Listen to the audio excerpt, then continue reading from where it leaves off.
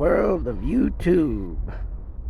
Terrible sight here, the actual crime scene, but as you can see, dramatic change since 1984.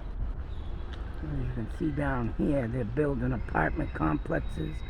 This, I believe, is one of the original buildings that stood here, which I believe, I don't know if the buildings here may be connected to the building that used to once sit here, but this is 94 Grand Street.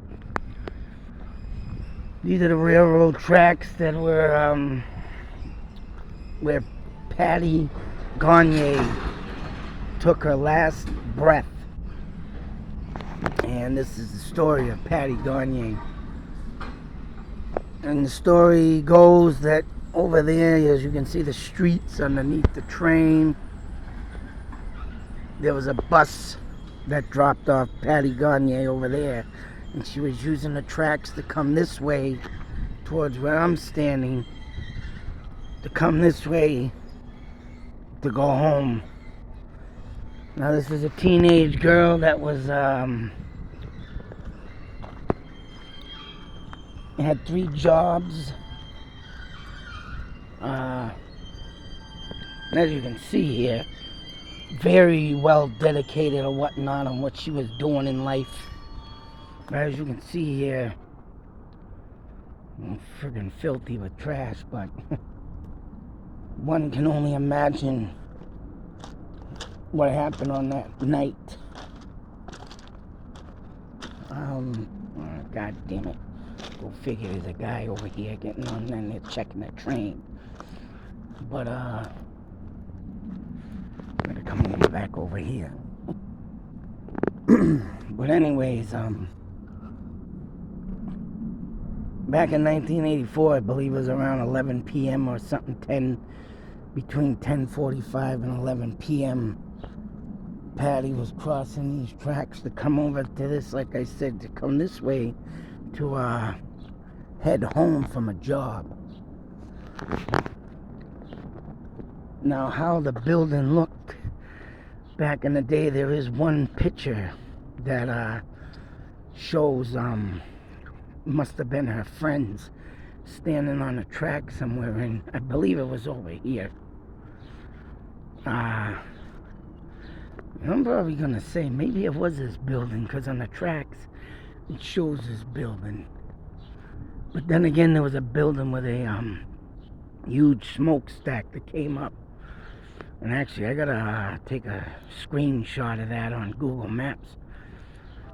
But whatever the case may be, I wonder if these 2 buildings were combined together. But so one can only imagine what I think happened. My thoughts, theories, ideas. This is not on record, and of course they don't have much on record besides that she was murdered or raped and stuffed into one of these. I wonder if these have it. Let me go back over here. No, they ain't got the. So supposedly on these buildings back in the day, they had little bay windows. So the window would be a square, of course, and it would probably be close to the ground. And she was stuck into one of the bay windows, whatever they called it. And unfortunately, right, the building that had them are, of course, now gone. But as you can see how secluded it is back here from the roads, and you know, the road over there, I can't record over there now because go figure, they're checking their bass end of a train. But I mean, as you can see here also, I'm sure these factories back in the day, of course, that's all apartment complexes now. A lot of places and cities are doing that, making apartment complexes out of factories. This one was probably too bad and despair that they could not do it, but I mean, you could see this way. Now, the only thing I can think of is that maybe someone following her throughout time. Say, so if she got on the bus every night to come home from work, or whenever she took the bus home from work, someone could have been, stalking her. Now, they said they found her with blunt head trauma. And I believe, of course, you could see coming through these back ways, there could be a surprise attack. Of course, that's probably what happened. Got bashed in the back of the head. The perpetrator did what they were gonna do and then stuffed their body off in the building that once stood here in one of them windows. So, with that being said, it's pretty bad to even think, what that girl went through. I mean, all in all due respect, I hope she went quick and not gotten tortured, but only one can just imagine what the attention was in that killer's mind. And I mean, having these mile lengths of tracks. I mean, I can say these apartments over here, as the buildings look, I would say that they probably have been standing as long as this crime had happened. And the only thing I can say is that person took her out quick, let alone grabbed her from behind, covered her mouth, and whatever he did to shut her up to not get one scream out. Like I say, one can only imagine. And to have this girl just, trying to make it home, oh man, it's just standing here thinking about this crime is just, makes you want to just get into a bit of full of rage of anger. And I mean, I wish these people would leave. I want to get on the damn tracks. He's an idiot, they're checking out the train, but I just want to show the houses real quick. I mean, like I say, they do look like they're old enough to have been here in 1984.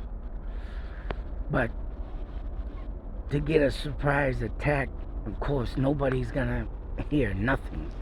Especially late at night when people probably getting, ready for bed, got their TVs on. And unless she had a good fight or struggle, which obviously she didn't, they ain't gonna hear a damn thing. But as you can see, this person had multiple places to go to escape and not be seen, right? So that's what made this murder, even more, even more friggin' realistic of, say so, Jack the Ripper. And it just leads me to think and to say, how many more murders happened and occurred here. Because if you look down this way on the set of tracks, and I believe it is that way, is where the bridge is that I caught my mist of friggin', I want to say, ghost. And, I'll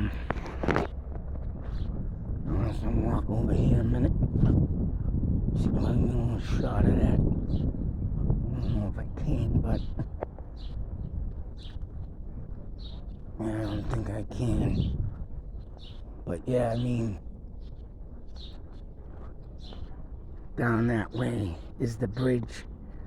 Not that one you see there, but it's further down. I'd say it would be probably a 2-3 minute walk. Maybe a mile, quarter of a mile if you walk to it. But,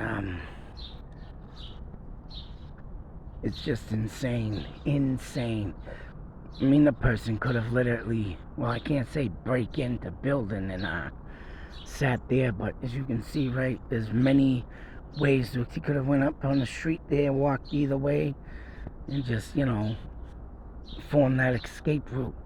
And I'm sure the guy planned it and had it, down where he was gonna go, how he was gonna do this. Well, of course, I ain't gonna be able to do no other things here because I got these jerks on the freaking railroad tracks. Go figure, the only day I get here. But you know what? I'm gonna come here at night. I'm definitely gonna come here, and I'm actually gonna ask the Worcester police if I can do this, because it is tough to say where she was murdered. I mean, it had to have been on this side because it gave an address, an actual address. 95 Grand Street is where the body was found. So I'm going to assume that this is the old site. And I'm going to assume once again that in this vicinity is where she was murdered. So I'm going to see what I can do to get myself a little time to come out here, and I am going to do a ghost hunt right in this area. Hell, maybe I'll even ask this company if I can sneak in. Well, I don't want to go on the fence. I want to be near but I want to get this so where I can just also not just do a ghost hunt here, but down the tracks near that bridge and record. I know it's going to be a lot of maybe noise and stuff around here at that time. I mean, I'm going to try to come out here as, say about 8, maybe 8:39, whatever the case may be. Well, now the train's leaving. I'm going to wrap it up. Freaking jerks! Well, there's a guy still roaming over there, so whatever. But, yeah, I mean, I just want to see what I catch. If I can catch a voice, maybe to even see if this girl knew her killer or maybe caught a glimpse of his face. Spirits will talk if you can get them to. But I mean, just sitting here staring at the area, getting that eerie feeling. And of course now I'm sure people still try and cross by this all the time, but here comes another train. Toot toot. Yeah, jerks. Get off my time. Well, like I say, I'm going to try and see what I can do to get here at night. And, that's right. See if maybe we can get some answers solved. Let's give it a moment of silence. Sorry for the train, of course.